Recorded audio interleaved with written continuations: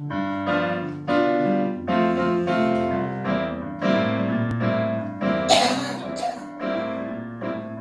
Frau in einem Gemeindebau, da könnt ihr was berichten. Von der Moral von meinen Nachbarn und von ihren Geschichten.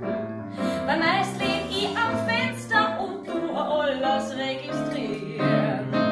Nicht, dass ich neugierig wär, na, man möchte sie informieren.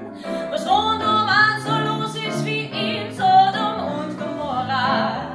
Darüber reden wir so wie die Büchse der Pandora. Doch geht mit das nichts an, weshalb ich seine lange reden. Und mehr als kurz erwähnen werd ich das ganz sicher nicht.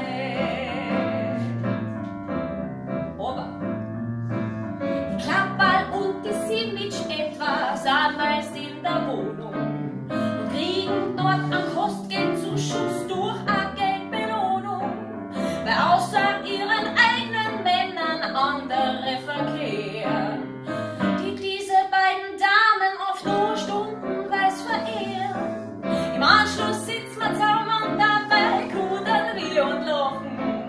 So manchem wär's wohl suspekt, was die tagsüber machen. Doch geht mit das nichts an, weshalb ich seine Lampe red. Und mehr als kurz erwähnen werd ich das ganz sicher nicht. Ich seh alles, was passiert, weil's mich heut interessiert.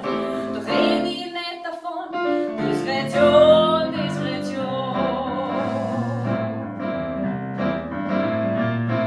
Der Meier von daneben stirn, ich sag es ihm Vertrauen, scheint sein Gehalt auf Kinder anstatt auf Arbeit aufzubauen. Die Arbeitslose und das Kindergeld werden überwiesen. Das gibt ihm Zeit und Geld, sein Leben richtig zu genießen. Die Kinder sind in Wirklichkeit doch noch nicht geboren.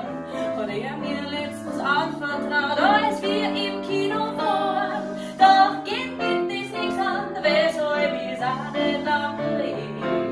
Und mehr als kurz erwähnen werd ich das ganz sicher nicht.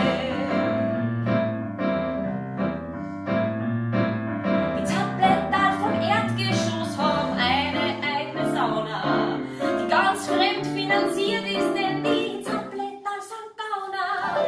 Tagsüber muss die Frau die Zielobjekte observieren.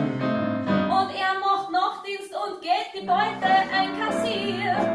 Sie laden mich in Sauna